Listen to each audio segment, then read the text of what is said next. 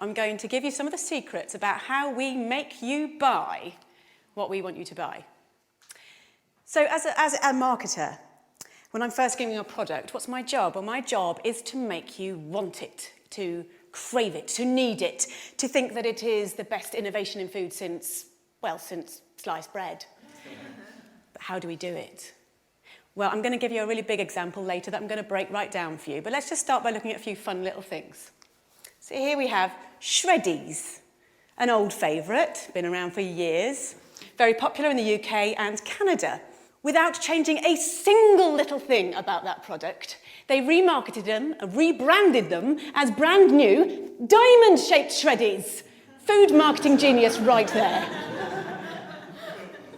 In the 1950s, there was a very important innovation in food. The instant mix cake, one of my personal favourites. When they were first brought out, all you needed to do was to add a little bit of water. Who's not going to love that? Well, actually, no one loved it. No one bought the bloody things. So they did a bit of research. And what they found was that the main consumer, the target consumer, the housewife, felt that it was cheating. They didn't want to pass off such an easy thing as their own baking to their partners, their husbands, their families, whatever. So what did the producers have to do? They had to make it harder. So now you had to add water and an egg. And sales exploded. But these examples, these are just chicken feed compared to what I really want to talk about tonight, and that is chickens and pigs and cows. So when we think about where chickens, etc. come from, we think about something a bit like that. That's also our instinctive idea, but we all know if we really think about it, if we think about it deeply, it's probably a little bit more like that. But that's a lot nicer. It's a lot more romantic. So how do we give you this impression? Well, there are 3 techniques that we use. The third of which is our secret weapon, and I am going to blow it for you tonight, so please stay primed for that. Let's look at technique number 1. Everybody believes what's on the label. So let's look at some examples. Some of my favourites, some of the ones I use all the time. I'll use farm fresh.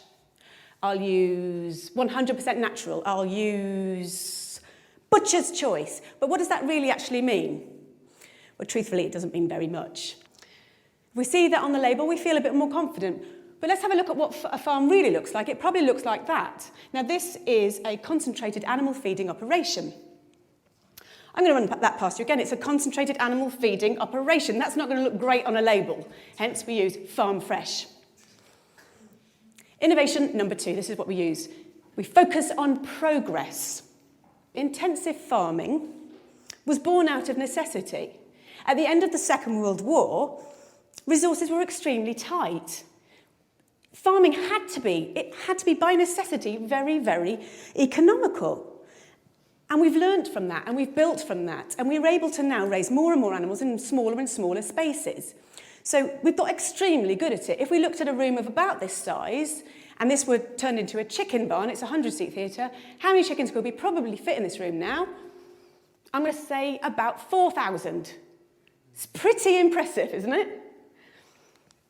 It'd probably look a little bit like that. Now, the public aren't going to be massively keen on that idea, and it's my job to make them feel a little bit better about it. So how do I do it? Well, a basic principle of marketing.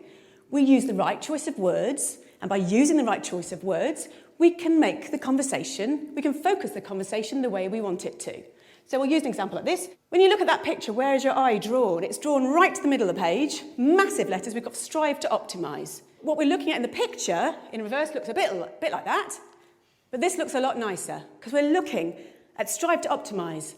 It makes us feel that there's progress. We feel good. So the challenge for the marketers is to make the public feel comfortable at what they're seeing.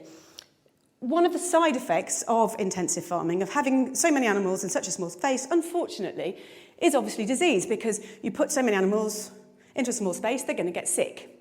It is no secret that 50% of all the antibiotics in the world are used on farmed animals. So how do we make the public feel okay with this? How does that happen? My job. How do I do it? I use the language of innovation. So we're going back to our old friends at porkcares.org. And what they do is they say, as farming has become more efficient, veterinarians have incorporated new technologies and methods into practice. This makes us feel good. This is positive. Yeah, this is progress. And when we're then marketing to future consumers, we would perhaps use something like this.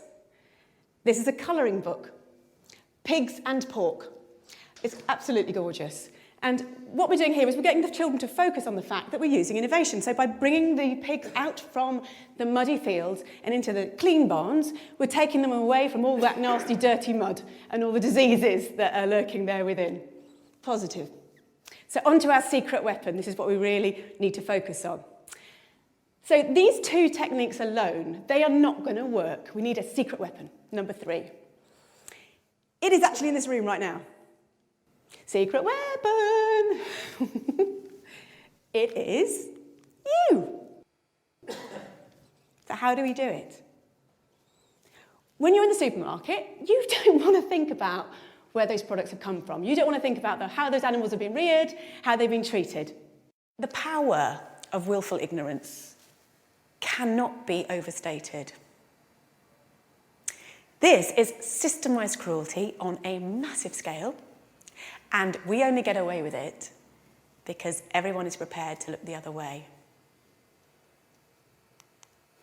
Thank you.